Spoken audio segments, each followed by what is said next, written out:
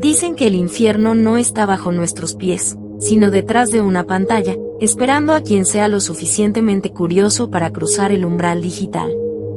La Deep Web, un lugar donde la ley no existe, donde las almas perdidas y las mentes enfermas encuentran refugio entre líneas de código, cámaras clandestinas y foros imposibles de rastrear. Pero hay algo peor que los sitios ilegales o los mercados negros, los misterios reales, los casos perturbadores que ni siquiera los más expertos usuarios logran explicar. Esta noche, te contaré 7 de ellos. Casos que ocurrieron realmente y que fueron documentados, aunque muchos desaparecieron con el tiempo, como si alguien quisiera borrar toda evidencia. Bienvenido al rincón más oscuro del Internet. Apaga las luces, ajusta el volumen y no mires atrás. El primer caso se conoce como la habitación 119. A finales de 2014, varios usuarios de un foro cerrado de la Deep Web llamado CanGay comenzaron a recibir una invitación anónima a un live stream titulado 119. Los pocos que aceptaron pagar la cuota en criptomonedas describieron una transmisión inquietante, una habitación de hotel vacía, iluminada con una luz roja, y en el centro, una cámara fija apuntando a una puerta cerrada. Durante los primeros 40 minutos no pasó nada, hasta que una sombra comenzó a moverse detrás de la puerta. No se escuchaban pasos, solo una respiración pesada. De pronto, la puerta se abrió lentamente, revelando una figura sin rostro, cubierta por vendas. Esa figura arrastró a alguien dentro, una persona amordazada y temblorosa. Los gritos que siguieron fueron indescriptibles. Al día siguiente, todos los usuarios que habían visto la transmisión reportaron que sus direcciones IP habían sido filtradas en el mismo foro, junto con coordenadas cercanas a sus hogares. Uno de ellos, un joven ruso de 27 años, desapareció una semana después. El video fue eliminado del servidor, pero se rumora que algunos fragmentos todavía circulan bajo nombres falsos en la Deep Web más profunda, aunque quienes los buscan terminan desapareciendo también.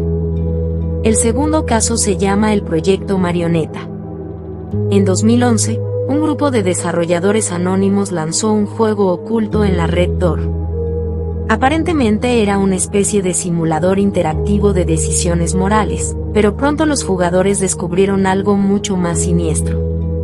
El juego pedía acceso a la cámara web, al micrófono y a la dirección física del dispositivo.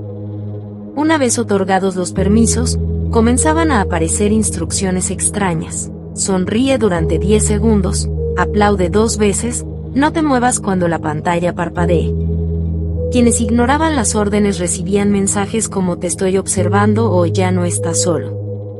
Uno de los usuarios subió una captura al foro Bedroom Archives mostrando que, en el reflejo de su pantalla, aparecía una figura parada detrás de él.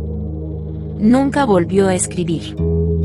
Las investigaciones posteriores revelaron que el juego utilizaba una inteligencia artificial para imitar patrones humanos, pero nadie sabe quién lo programó ni con qué fin. Lo último que se sabe del proyecto Marioneta es que, supuestamente, fue desmantelado en 2013 después de que un hacker filtrara que su código provenía de una empresa contratista militar estadounidense. El tercer caso es conocido como la grabación del manicomio de Greyfield. Encontrado en 2016 por un periodista de ciberseguridad, este video había sido subido a un sitio oculto bajo el nombre gr-fil/diagonal/entry 1. El archivo mostraba a 3 personas con máscaras de gas entrando a un antiguo hospital psiquiátrico abandonado. Mientras exploraban los pasillos, se escuchaban murmullos, y las luces de sus linternas fallaban constantemente. Uno de ellos abre una puerta oxidada y lo que se ve a continuación ha atormentado a todos los que lo han visto. Una habitación llena de camas, cada una ocupada por una figura inmóvil cubierta con sábanas ensangrentadas. Cuando los exploradores se acercaron, uno de los cuerpos se incorporó lentamente y pronunció una frase distorsionada: "No debieron venir". En ese momento, la cámara cae al suelo, pero el audio continúa grabando risas inhumanas y pasos apresurados. El video termina abruptamente. Días después, El periodista que lo descargó recibió un correo con el asunto "No vuelvas". La dirección IP del remitente estaba registrada en un servidor del gobierno británico. El archivo desapareció junto con toda su copia de seguridad, como si nunca hubiera existido. El cuarto caso, documentado por usuarios de la Darknet en 2018, se llama La Subasta del Dolor. Era una página que funcionaba como una especie de mercado clandestino en el que, presuntamente, se subastaban videos de personas siendo torturadas. Pero hubo un detalle que lo volvió un caso diferente. Las víctimas parecían estar vivas y conscientes durante semanas, incluso después de lesiones fatales. Los médicos forenses que analizaron algunos fragmentos filtrados afirmaron que eso era biológicamente imposible.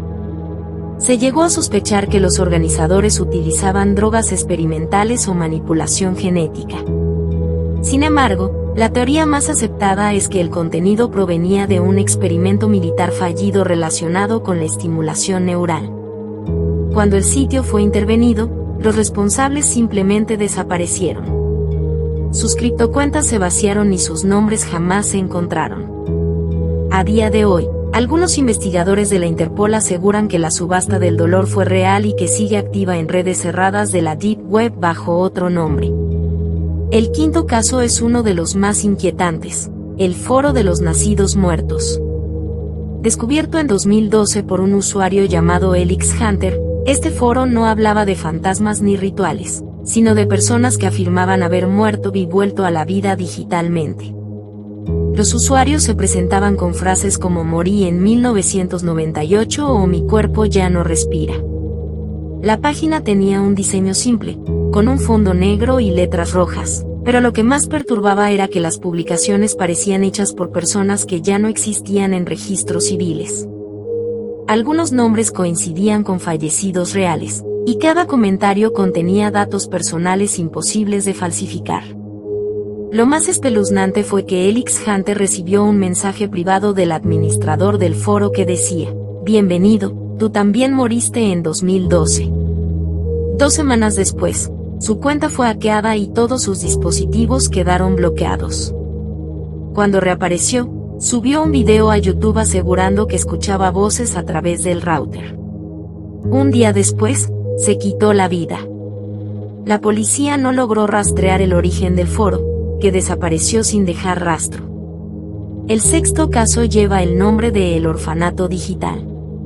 En 2015, una enfermera de Toronto encontró en la Deep Web una comunidad llamada The Orphan Files. Supuestamente era un espacio para compartir material audiovisual de huérfanos en situación de calle, pero pronto descubrió que no eran simples fotografías. Los videos mostraban a niños interactuando con figuras vestidas de blanco que les hacían preguntas extrañas, como "¿recuerdas tu otra vida?" o "¿qué ves cuando cierras los ojos?". Los niños parecían drogados, pero lo más aterrador era que en el fondo de cada grabación se escuchaba un pitido constante, como un código. Alguien en Reddit analizó los audios y descubrió que eran coordenadas GPS que apuntaban a diferentes orfanatos abandonados en Europa del Este. Cuando la enfermera intentó denunciarlo, su computadora explotó por un cortocircuito inexplicable. No hubo rastros digitales del foro después de eso. Algunos creen que el orfanato digital fue parte de una red de experimentos psicológicos con menores realizada en los años 90 y reactivada en secreto. Y el séptimo caso, quizás el más aterrador de todos. Se llama la transmisión fantasma. En 2020, varios usuarios de un foro cerrado recibieron un link que transmitía en directo una señal de video de baja calidad.